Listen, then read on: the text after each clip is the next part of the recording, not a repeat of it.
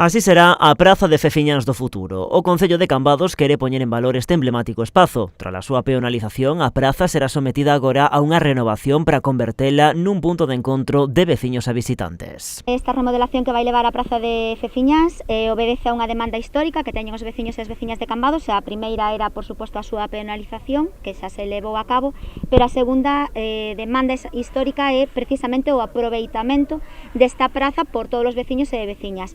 Para iso vaise humanizar a praza con novos farois e por primeira vez bancos para descansar. En Feciñáns, pois como ben sabedes, pois a xente chegaba aquí e botaba moi pouco tempo fundamentalmente en determinados períodos porque, bueno, non existía tampouco esa posibilidade de sentarse, non?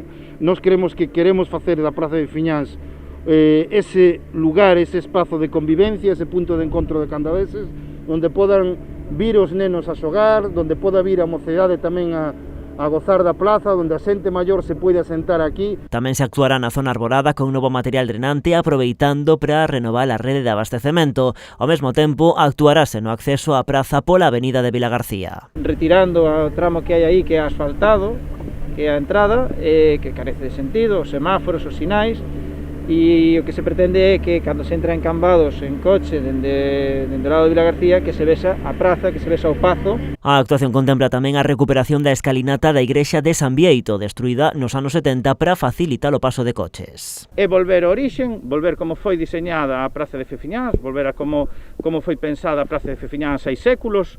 Esta instalación ten apenas 50 anos, en cambio pola contra as escaleiras, a Praza de Feciñáns foi pensada para facerse así, con esas escaleiras, a parte de que facilita a humanización da praza.